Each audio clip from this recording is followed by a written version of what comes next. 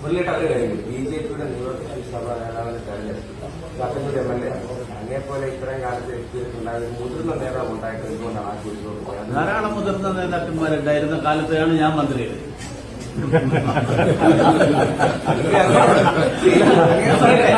എന്നേക്കാൾ മുതിർന്ന നിരവധി നേതാക്കന്മാർ പാർട്ടിയിലുള്ളപ്പോൾ തന്നെ പാർട്ടി എന്നെ MP ആക്കാനും മന്ത്രിയാക്കാനും തീരുമാനിച്ചു. ഭാരതീയ ജനതാ പാർട്ടി ചെയ്യുന്ന കാര്യങ്ങൾ പാർട്ടിയുടെ താൽപര്യത്തിന്റെ പരിഗണനയുടെ അടിസ്ഥാനത്തിലാണ് അത് തീരുമാനിക്കുന്നത്.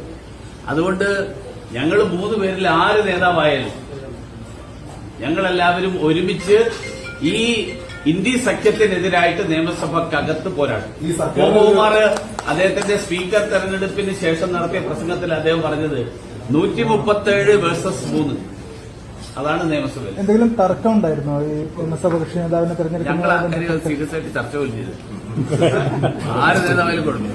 ഈ രാജ്യസഭ ജോർജ് വിജയൻ തുടരുമോ അതല്ലെങ്കിൽ കൂടുതൽ പാർട്ടിയുടെ കേന്ദ്ര തീരുമാനമാണ്. അതൊന്നും എന്നോട് ചോദിച്ചിട്ട് കാര്യമില്ല. ഞാൻ വിജയമുണ്ടായ പശ്ചാത്തലത്തിൽ അതൊക്കെ വിജയമുണ്ടായത് എനിക്ക് നിങ്ങൾക്ക് മാത്രമല്ലല്ലോ ഇവിടെ ഇരിക്കുന്ന പ്രതിപക്ഷ നിരയിൽ നിന്ന് കേന്ദ്രത്തിന്റെ സഹായം കേരളത്തിൽ എത്തിക്കാൻ ശ്രമിക്കും. അത് ഫീസിബിൾ ആവുമോ?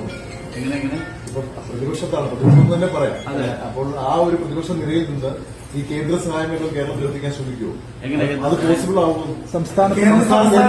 കേന്ദ്ര സംസ്ഥാന ബന്ധങ്ങളിൽ താങ്കളുടെ ഇടപെടലുണ്ടോ? സംസ്ഥാന അനുകൂലമായി കേന്ദ്ര സംസ്ഥാന ബന്ധത്തിൽ എന്നോട് ഇടപെടാൻ ആരും പറഞ്ഞിട്ടില്ല. അല്ല, നാടിനോടുള്ള ഒരു പ്രതിബദ്ധത കൊണ്ട് നാടിനോടുള്ള പ്രതിബദ്ധത നാടിന്റെ താല്പര്യം ഉയർത്തിപ്പിടിക്കാൻ വേണ്ടി തന്നെ നിയമസഭക്കകത്തും പുറത്തും പ്രവർത്തിക്കും.